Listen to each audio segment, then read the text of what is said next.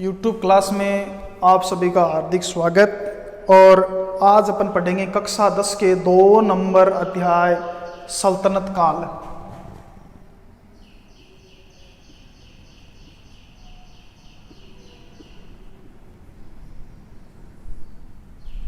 सबसे पहले पढ़ेंगे सल्तनत काल, 2 नंबर अध्याय में है और इसको अपन मध्यकालीन भारत में पढ़ते हैं। किस में? मध्यकालीन भारत में पढ़ते हैं। देखो 1206 से लेके 1526 तक, 1526 तक देखो अपन पढ़ेंगे मध्यकालीन भारत में सल्तनत काल। देखो जब अपन इतिहास पढ़ते हैं तो इतिहास के 3 पार्ट होते हैं। कौन कौन से? प्राचीन काल,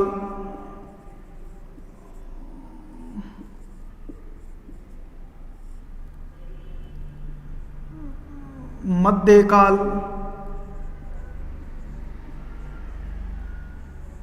और तीसरा होता है आधुनिक काल।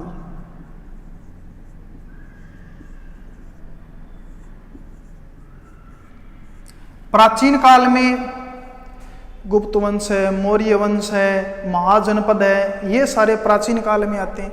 मध्य काल में सल्तनत काल है, मुगल काल है, जो शिवाजी वगैरह हैं, ये जो मध्य काल में आते हैं। आधुनिक काल में अभी जो चल रहा है ये आधुनिक काल है। अब अपन पढ़ रहे हैं सल्तनत काल यानी कि मध्यकालीन भारत पढ़ रहे हैं। तो चलिए पढ़ते हैं सल्तनत काल में। सल्तनत काल में अपने 1206 से 1526 तक देखो सल्तनत काल में 5 वंश हुए थे। कितने? 5 वंश। कौन कौन से? नंबर 1 गुलाम वंश,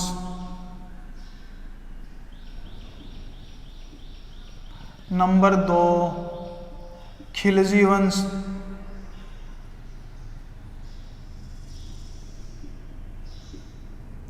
नंबर 3 तुगलक वंश,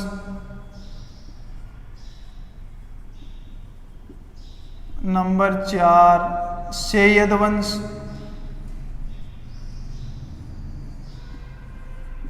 नंबर 5 लोधी वंश।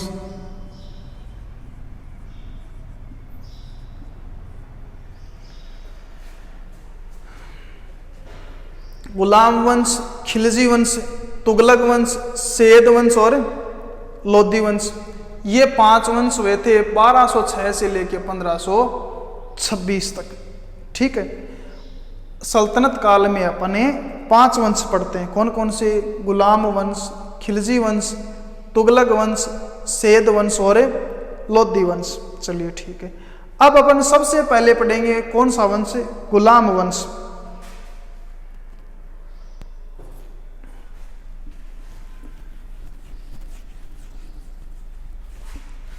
गुलाम वंश।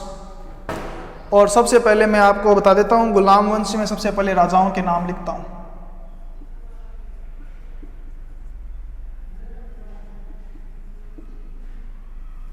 गुलाम वंश 1206 से 90 ईस्वी, 1206 से 90 ईस्वी सल्तनत काल में पहले वंश का क्या नाम है? तो गुलाम वंश है, 1206 से 1290 ईस्वी। अब मैं गुलाम वंश के राजाओं के नाम लिखता हूं पहले। नंबर 1 जो संस्थापक हैं कुतुबुद्दीन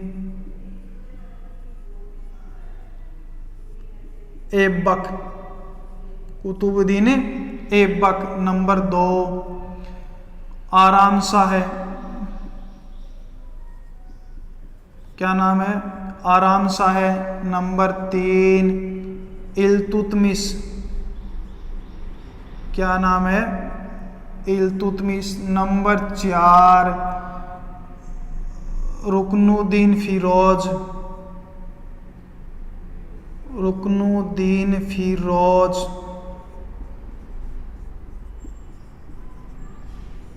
नंबर 5 है रजिया सुल्तान,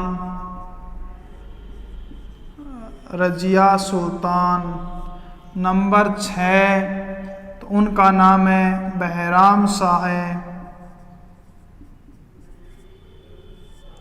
नंबर 6 बहराम शाह है। नंबर 7 उनका नाम है मसूद शाह है,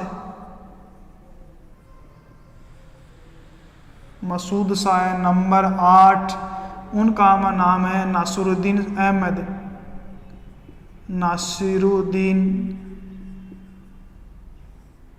अहमद। नंबर 9 बलबन, गयासुद्दीन बलबन का नाम तो सुना ही होगा। नंबर 10 केकूकाबाद। नंबर 11 केम्यूर्स। ये टोटल 11 शासक हुए हैं। तो सुल्तान सल्तनत काल में गुलाम वंश में 11 शासक हुए, और 11 शासकों में अपन पढ़ रहे हैं कुतुबुद्दीन ऐबक, आराम शाह, इल्तुतमिश, रुकनुद्दीन फिरोज, रजिया सुल्तान, बहराम शाह है, नसरुद्दीन शाह अहमद, बलबन, केकूकाबाद और कैम्यूर्स। अब देखो अपने को इनमें कौन कौन से पढ़ने, यानी कि अपनी पुस्तक 10वीं की पुस्तक है उसमें कौन कौन से दे रखे हैं, अपने जो सलेबस है उसमें कौन कौन से दे रखे हैं, वही अपने को पढ़ने हैं। एक दे रखा है कुतुबुद्दीन ऐबक, ये पढ़ना है। इल्तुतमिश, ये पढ़ना है। रजिया सुल्तान, हाँ जी इनको पढ़ना है। एक पढ़ना है बलबन, ये मुख्य मुख्य हैं, इन 4 को अपने को पढ़ना है। तो अपने को कुतुबुद्दीन ऐबक, इल्तुतमिश, रजिया सुल्तान और बलबन, इन 4 के बारे में अपने को पढ़ना है। तो चलिए पढ़ते हैं।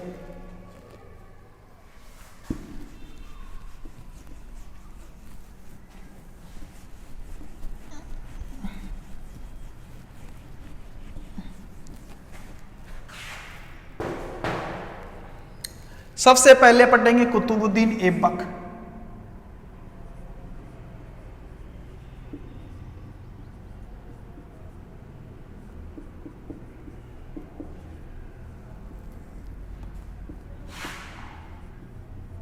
(1206 से 10 ईस्वी) कुतुबुद्दीन ऐबक।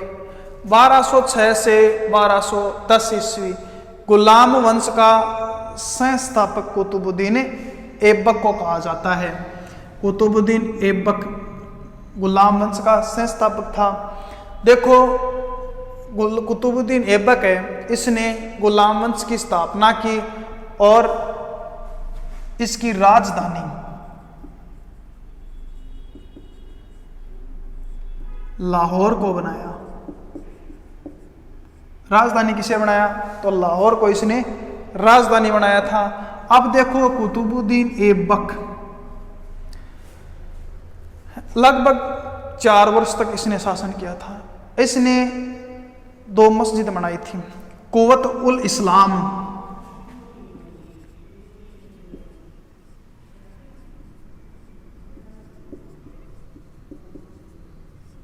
ठीक है, ये दिल्ली में है। दूसरा बनायो वो अढ़ाई दिन का झोपड़ा,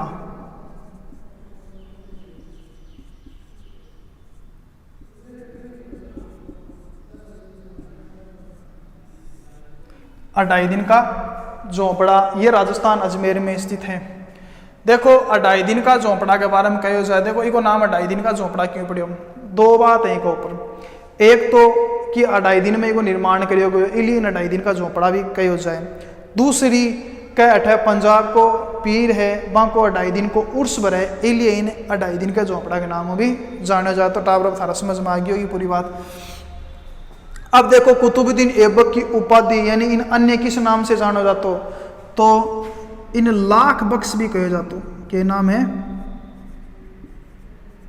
लाख बख्श। कुतुबुद्दीन ऐबक ने क्या कहे जातो? लाख बख्श भी कहे जातो। देखो कुतुबुद्दीन ऐबक की राजधानी लाहौर, कुव्वत उल इस्लाम हुआ, अढ़ाई दिन का झोपड़ा, मस्जिद को निर्माण करवायो, लाख बख्श के नाम इन्हें जानो जावे। अब है कुतुबुद्दीन ऐबक की मृत्यु 1210 में चौगान खेलते समय हो गई थी।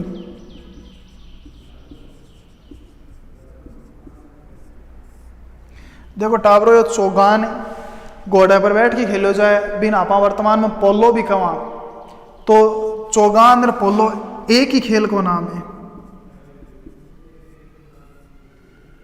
तो ये अपना हो गया कुतुबुद्दीन ऐबक गुलाम वंश का। फिर से देख लो, कुतुबुद्दीन ऐबक 1206 से 1210 ईस्वी, इसकी राजधानी लाहौर को बनाया।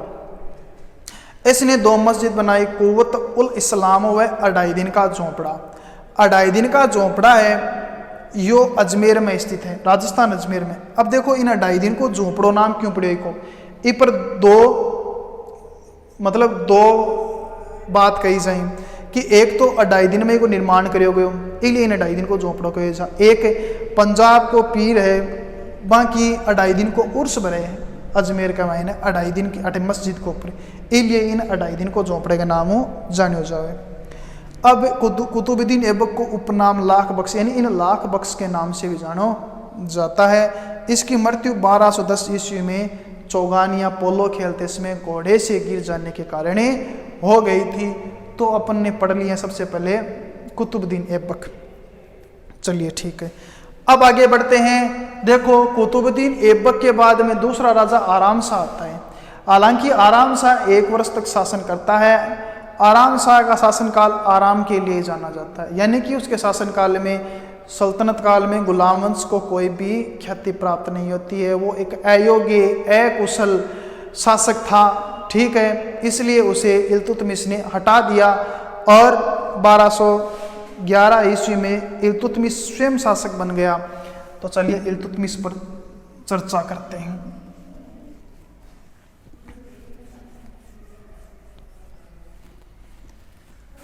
इल्तुतमिश क्या नाम है?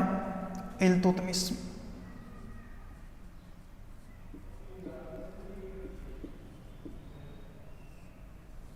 दूसरा शासक पढ़ रहे हैं अपन इल्तुतमिश।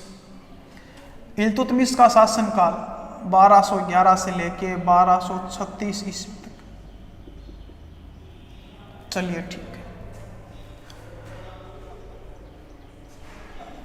कुतुबुद्दीन ऐबक ने एक इतिहासकार था हसन निजामी, उसको भी संरक्षण दे रखा था।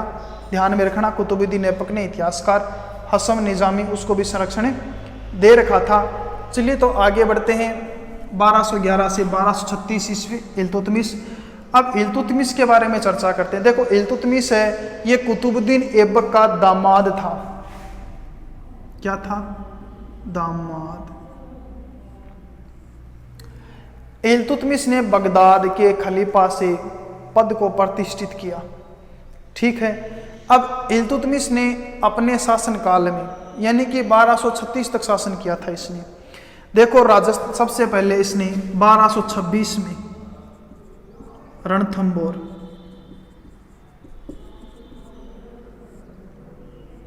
ठीक है, उसके बाद इसने मालवा, ग्वालियर, ठीक है, इन पर भी उन्होंने विजय प्राप्त की थी इल्तुतमिश ने।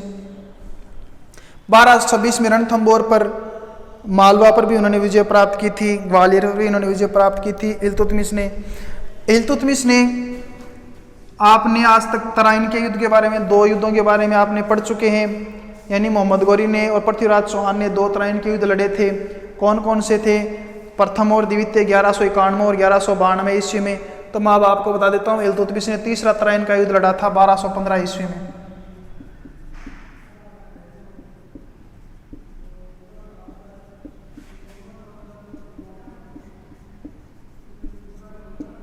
तराइन का तीसरा युद्ध इल्तुतमिश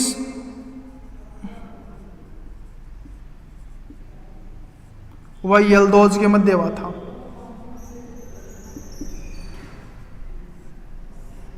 इल्तुतमिश व यल्दौज के मध्य हुआ था, जिसमें यल्दौज पराजित हो जाता है और इल्तुतमिश की लगभग समस्याएं वो समाप्त हो जाती हैं। यानी कुतुबुद्दीन ऐबक के समय, ये जो बाहर की बातें मैं आपको बता देता हूँ थोड़ी। कुतुबुद्दीन ऐबक के समय कुबाचा है, यल्दौज है, इसकी समस्याएं थी। तो कुबाचा तो इल्तुतमिश के समय मारा जाता है किसी मिशन के दौरान, और यल्दौज को इल्तुतमिश पराजित कर देता है। तो इस प्रकार से इल्तुतमिश की लगभग बाहरी समस्याएं वाली सारी समाप्त हो जाती हैं। इल्तुतमिश की मृत्यु 1236 ईस्वी में हो जाती है।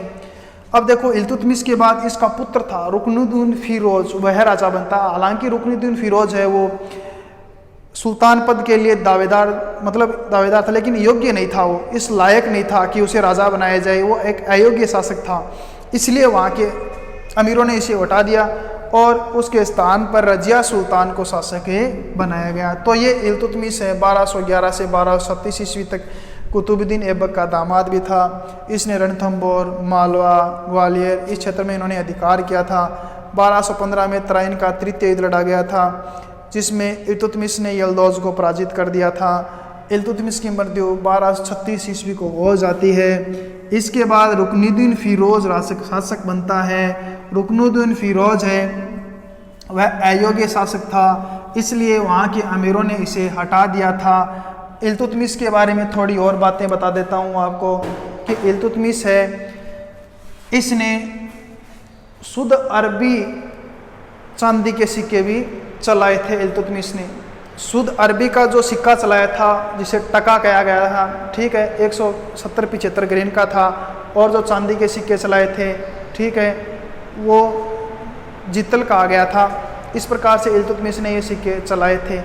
इल्तुतमिश ने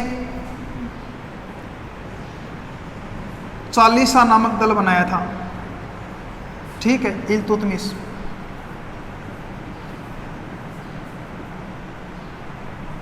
चालीसा नामक दल इल्तुतमिश ने बनाया था। इक्ता प्रथा प्रारंभ की, इक्ता प्रथा प्रारंभ की थी। इल्तुतमिश ने सर्वप्रथम दिल्ली के अमीरों का दमन किया था।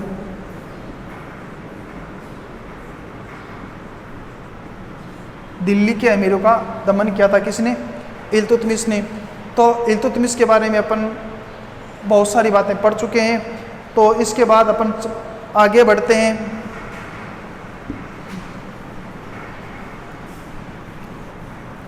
इल्तुतमिश के बाद अपन चर्चा करेंगे रजिया सुल्तान। 3 नंबर रजिया सुल्तान।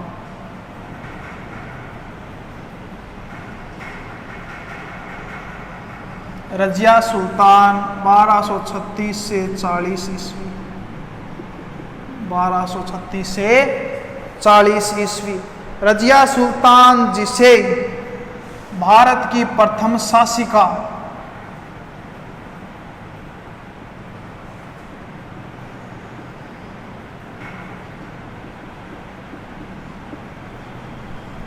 भारत की प्रथम शासिका भी कहा जाता है, यानी कि भारत की प्रथम महिला शासक थी वो। भारत की प्रथम महिला शासक।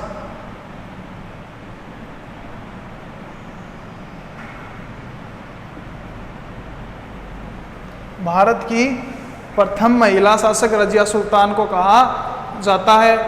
1236 से 1240 तक शासन किया था। देखो रजिया सुल्तान है, ये दरबार में पुरुषों के वेश में आने लगी, यानी कि इसने जो पर्दा प्रथा है उसको त्याग दिया था। टोपा, कोट, यानी पुरुषों के वेश में दरबार में आने लगी। इसलिए जो वहाँ के अमीर वर्ग थे, दरबार में रहने वाले थे, वो उससे नाराज हो गए। अब देखो रजिया सुल्तान है, उसके बारे में कहा जाता है जलालुद्दीन याकूत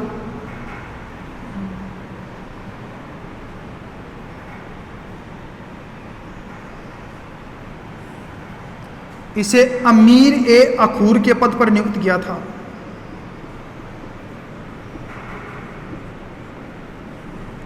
अश्वशाला का प्रधान था ये। देखो जलालुद्दीन याकूत अमीर ए अखूर के पद पर नियुक्त, अश्वशाला का प्रधान भी था ये, ठीक है। अमीर ए अखूर अश्वशाला का पद था, इसे प्रधान नियुक्त किया था। रजिया सुल्तान और जलालुद्दीन याकूत के बीच काफ़ी नज़दीकियाँ बढ़ गई थी। इससे अमीर वर्ग के लोग वो काफ़ी नाराज़ थे, ठीक है। और इस नाराज़गी को रजिया सुल्तान में ध्यान में रखते हुए और किसके साथ शादी कर ली? अल्तुनिया के साथ।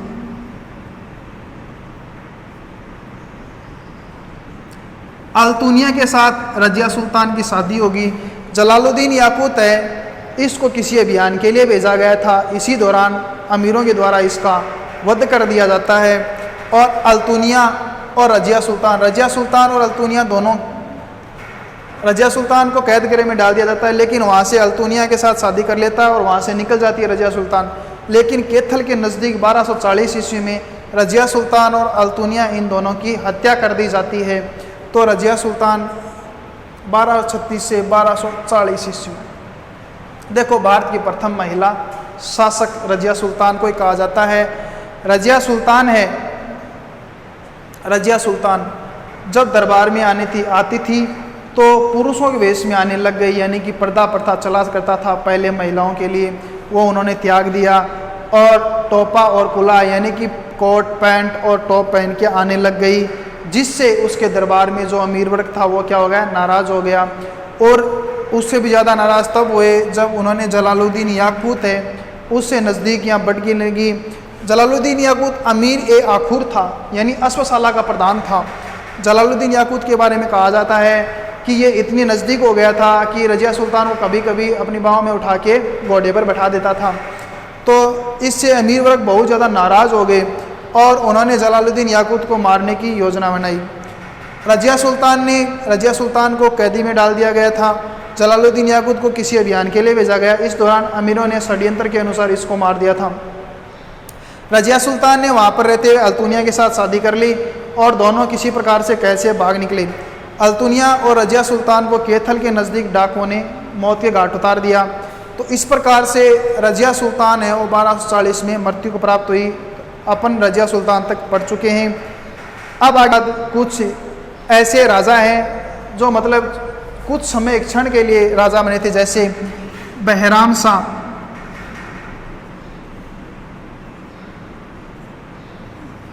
रजिया सुल्तान के बाद बहराम शाह राजा बने थे, जो कि 1240 से 1242 तक रहे थे। इसके बाद मसूद शाह है, 1242 से 46 तक रहे थे। उसके बाद नासिरुद्दीन